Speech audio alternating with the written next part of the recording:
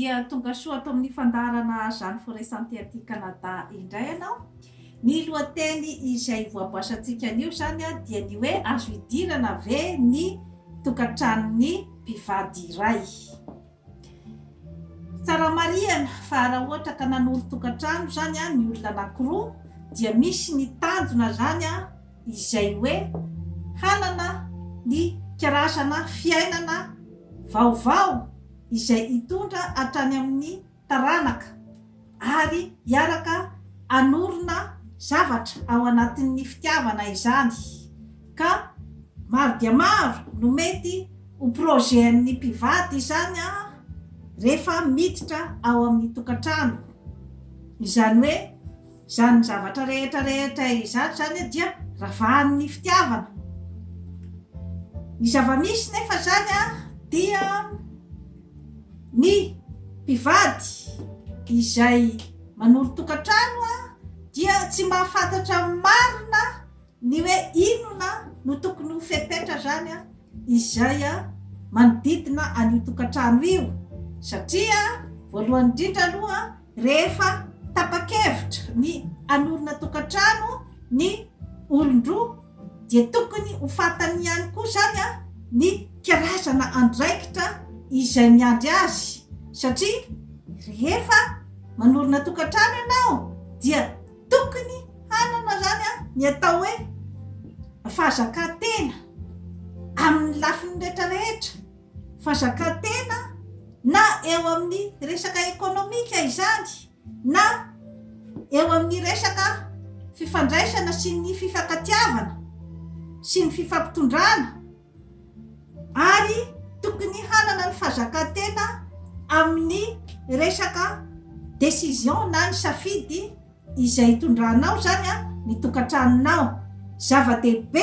ny fananana an'izay toe-tsaina izay zany alohan'ny hiditra ao anatin'ny tokantrano, ary indrindra zany dia ny fahamatorana. Ny zava-misy nefa zany matetika dia somary goragora zany izay zavatra zay amin'ny mpivady, satria maro dia maro no mety mahatonga an'izay lafiny goragora izay dia ny tsy fahavononan'ny toe-tsain'ny rotota tanteraka zany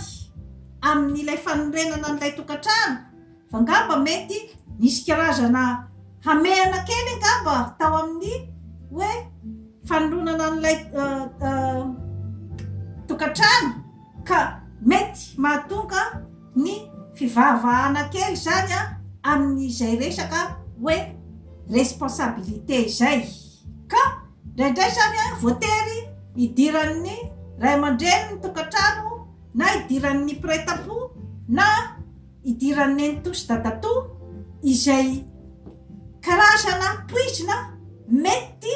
hitondra hatrany amin'ny faharavan'ny tokantranon'ny olona anankiroa zany zavatra zany raha ohatra ka tsy hay zany ny mifehy sy ny mametrapetraka tsara ny hoe fariparitana atraisa ny zavatra azon'ny manodidina idirana ary atraisa ny faritra izay hoe ny mpivady ihany no afaka manitsaka an'io faritra io. Inona sy inona daholo zany ny karazana hoe faritra izay tsy tokony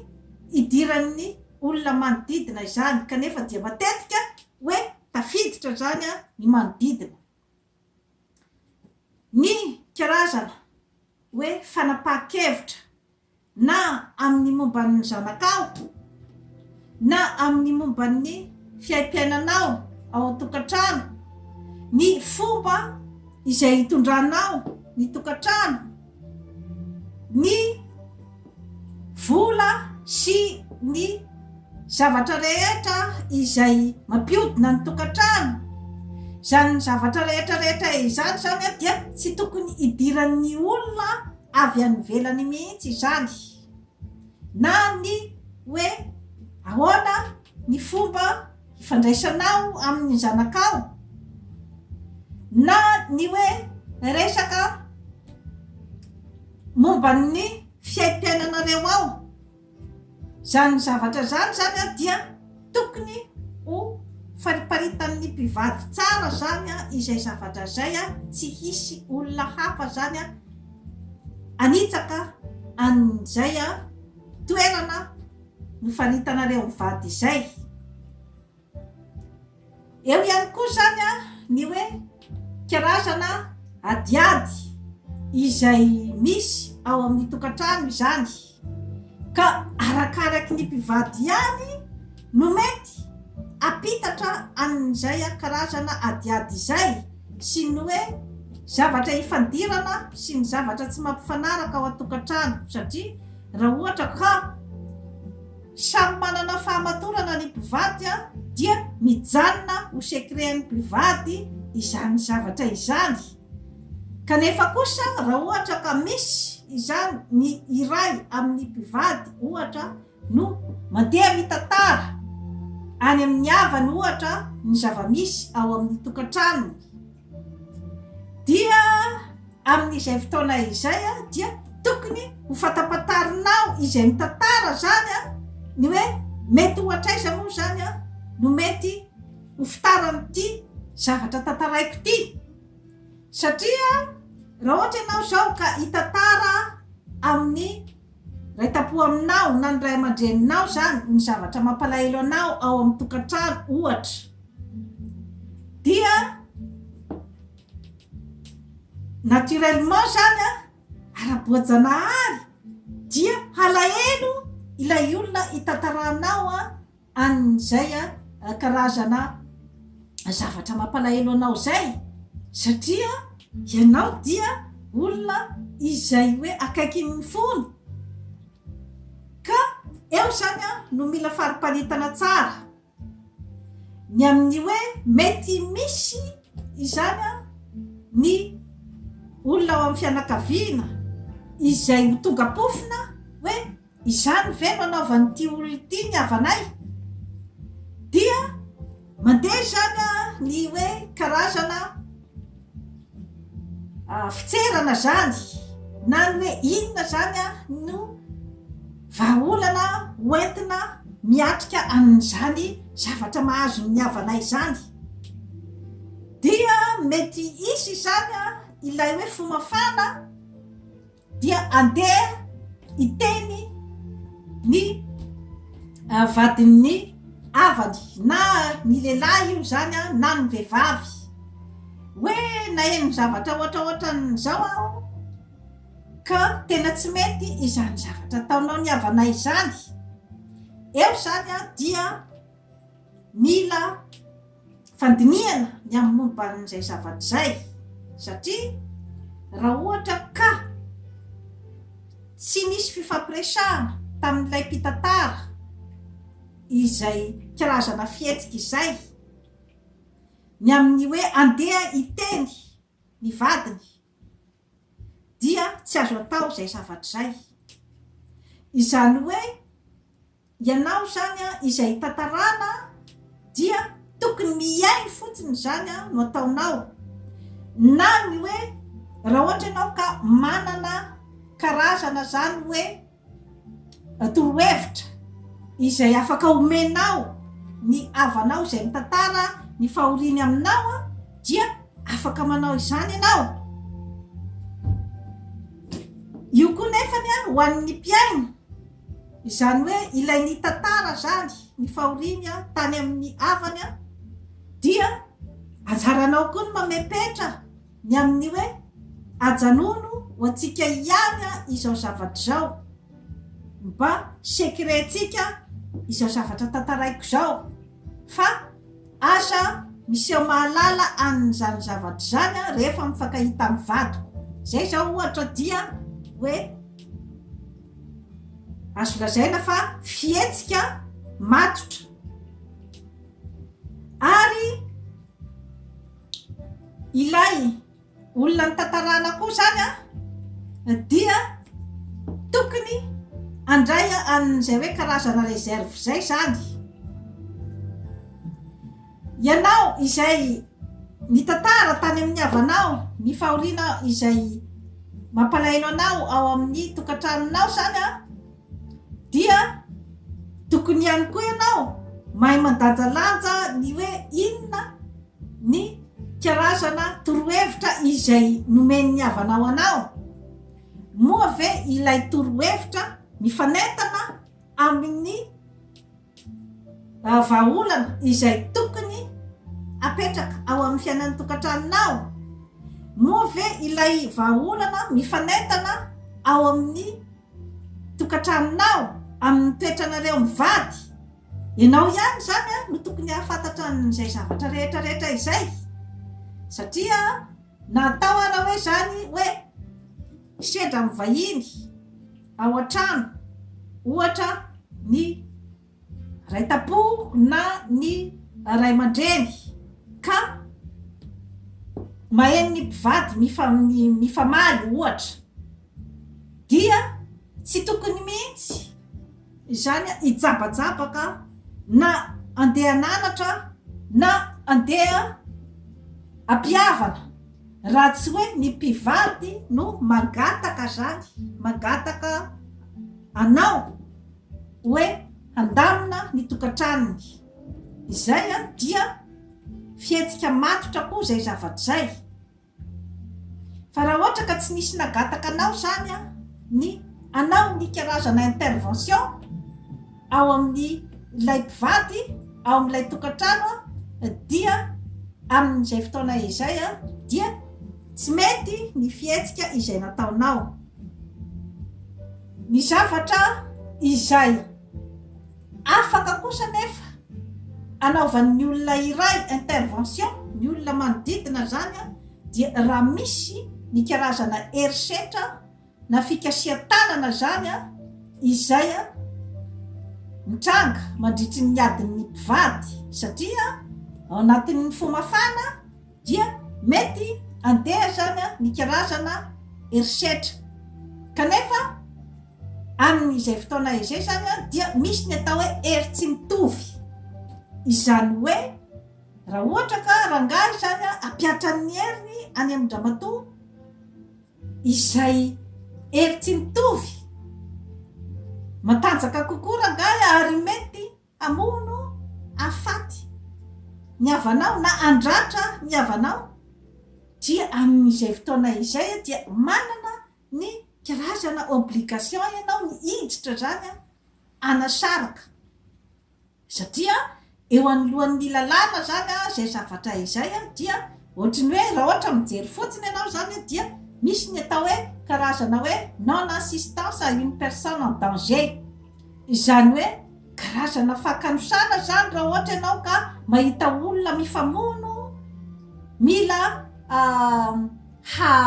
hafaty na andratra ny sasany zany, kanefa jerevanao fotsiny a, dia amin'izay fotoana izay zany ianao a, dia tsy nahatotosa ny adidinao. Satria mantsy zany a, misy a ny karazan'olona izay hoe na hifamono faty eo zany a ny mpivady a, dia hoe za tsy miditra amin'ny raha tokantrano, zay indray aloha zany a, dia tsy mety izay fihetsika izay. Inona nefa zany a no mety mahatonga ny olona aty ivelan'ny tokantrano zany a hiditra? Maro dia maro zany a, raha ohatra ka hoe ny amin'ny fiaina tokantrano esoriko zany a, izay hoe resaka hoe herisetra na violence conjugale zay.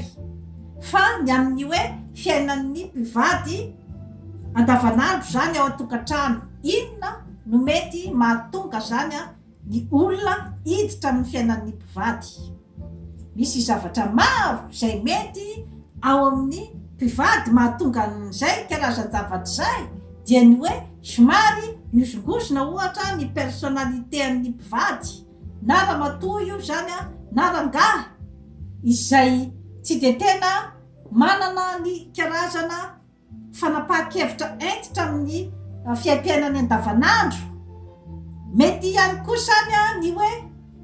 mpivady izay mbola mipetraka amin'ny ray aman-dreny ohatra, izany hoe mbola tsy manana ny atao hoe karazana zany hoe indépendance na ny fahaleovan-tena ara-bola na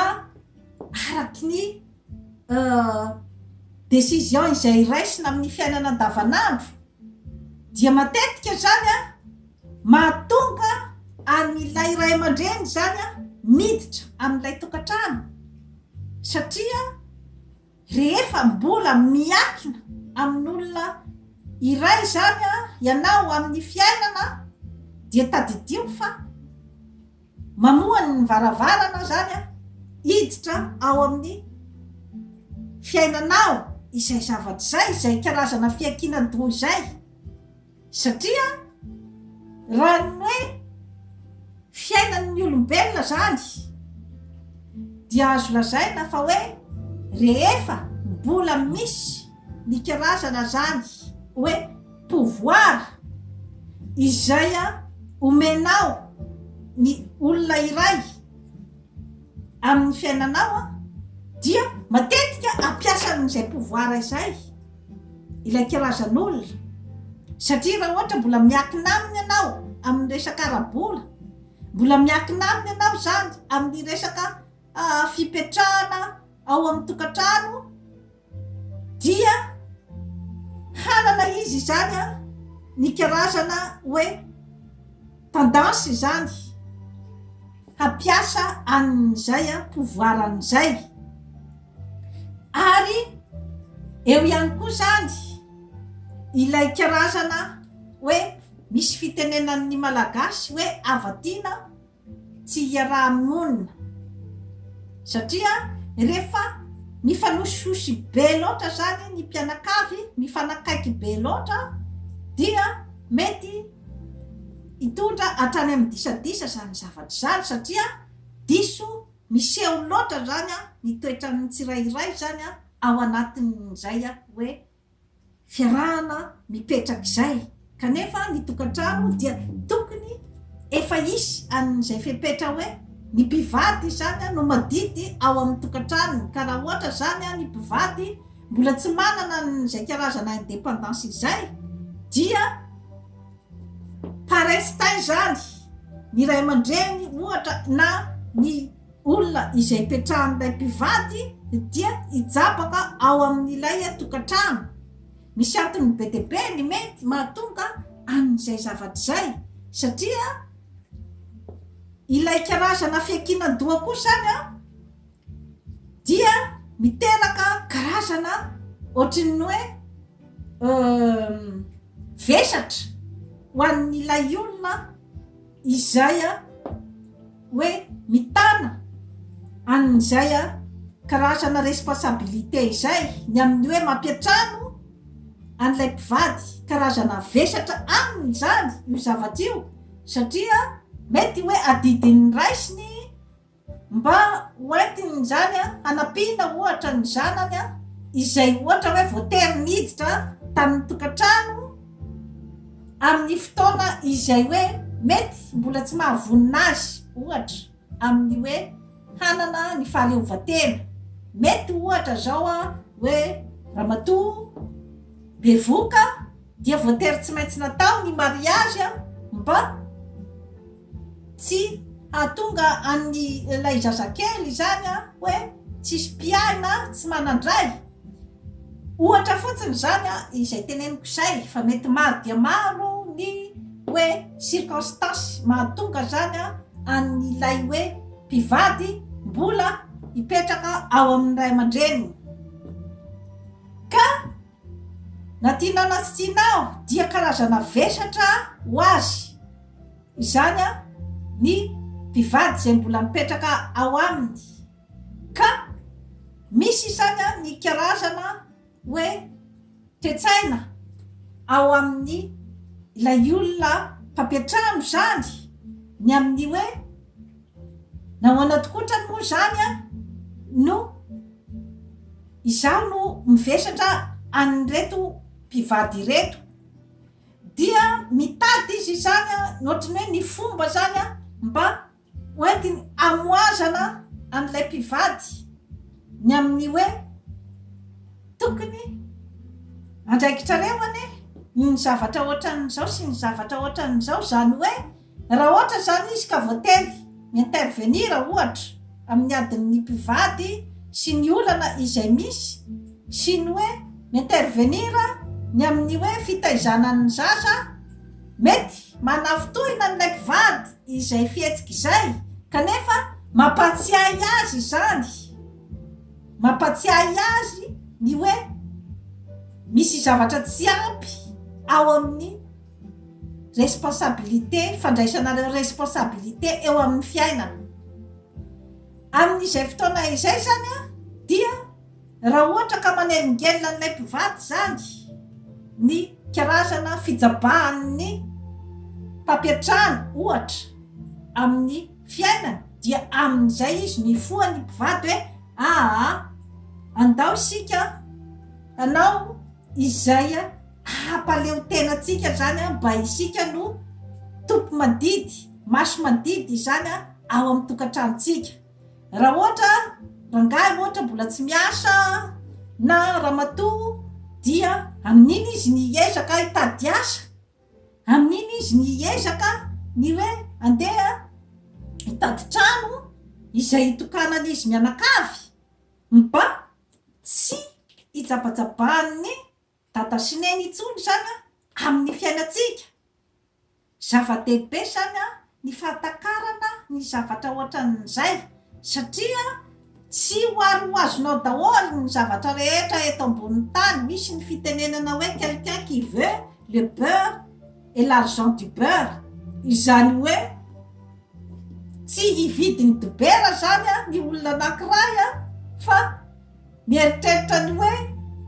sady ahazony ny vola tokony hividianana ny dobera zany no ahazo ny dobera ka izay zavatra izay zany no tokony ho fantatry ny olona roa tota zany alohan'ny anorenany tokantrano izay hoe rehefa tsy tia no tsabajabany izaniza zany ny tokantranony dia voalohany indrindra zany dia tsy maintsy tokony anana ny karazana fahaleovan-tena tanteraka amin'ny lafiny rehetrarehetra izy ary manana ny fahamatorana hitondrany ny tokantranony sy hitaizan'ny zanany sy ny anaovany amin'izay karazana projet izay zany ao amin'ny tokantranony mba ao anatin'ny fahalalahana tanteraka fa tsy misy olona avy any velany zany amoroporotra azy amin'izay zavatra izay ka eo zany ny itoeran'ny hoe rehefa misy zany ny fiainana izay tianao hoentina mikalalahana dia tsy maintsy tokony manana n'izay karazana safidy izay ianao satria ao anatin'ny karazan'ny instinct-ny olombelona ny hoe rehefa misy ny zavatra izay omenanao dia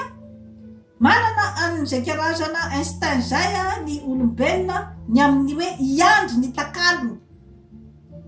izay zany zavatra tokony ho eritreretitsika olombelona izay zavatra rehetrarehetra izay fa tsy mandakory ny hoe fisin'ny fitiavana hoe tsisy takalony eo amin'ny ray aman-dreny misy ny fitiavana tsisy takalony avy eo amin'ny ray aman-dreny izany hoe mety misy ny ray aman-dreny izay hoe manam-pahendrena kokoa manam-pitiavana kokoa zany ny zanany dia mba manome ny karazana sasy zany izy ny amin'ny hoe raha ohatra ka mbola hita ny fatsivonina arabola sy tsy vonina amin'ny resaka tontolo iainana sy ny pitsopitsony rehetra zany ny zanany amin'ilay fanambadiana dia manome chance izy zany ny amin'ny hoe raha ohatra zany ianareo afaka mipetraka ato aminay aloha zany dia mba managom-bola ianareo managona ny zavatra rehetra izay ilainareo dia rehefa avy eo ianareo dia mandeha mikopa-kelatra misy zany ny hoe ny ray aman-dreny izay mandeha amin'izay karazan-javatra zay ary misy ihany koa zany ray aman-dreny hoe na dia mipetraka ao aminy zany ny zanany a dia tsy mijabajabaka izy, tsy mijabajabaka izy a amin'ny hoe fiaina tokantranony zanany. Nefa kosa zany izay zavatra izay kosa raha ohatra ka hoe mipetraka ao amin'ny tokantranon ray aman-dreniny zany ny mpivady kanefa ohatra manao tsinotsinona ny zanany, ohatra zany hoe ny ray aman-drenindra zazavavy zany a no napetraka ny mpivady tao.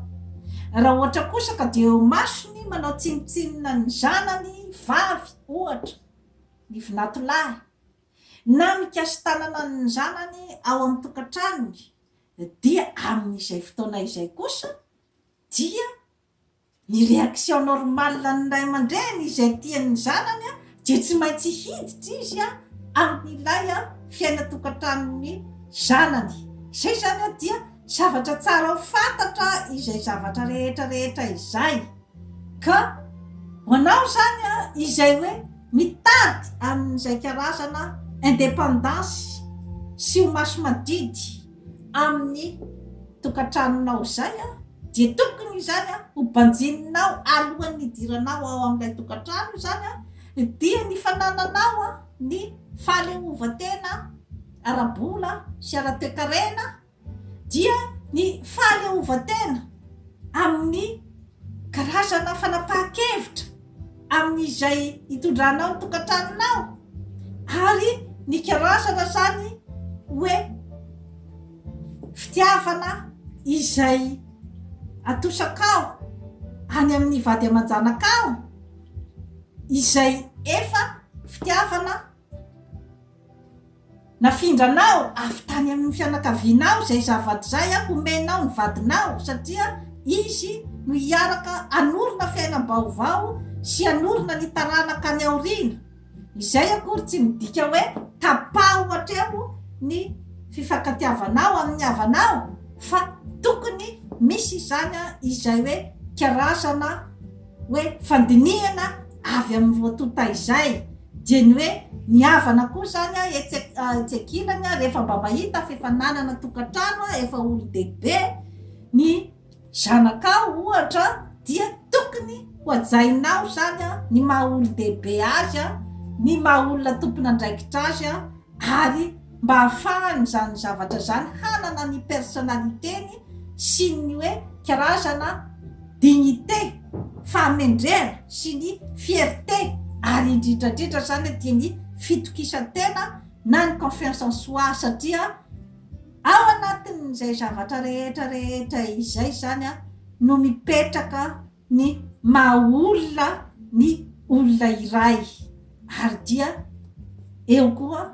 ny mipetraka ny voninahitry ny olona iray a eo amin'ny fiainany. Dia toy izay sy toy izay indray a tompo kilasy tompo vavy no azona tolotra anao anio, manaova abonnement amin'izany forêt santé aty Canada fa hanatsara ny fiainanao. Veloma tompoko.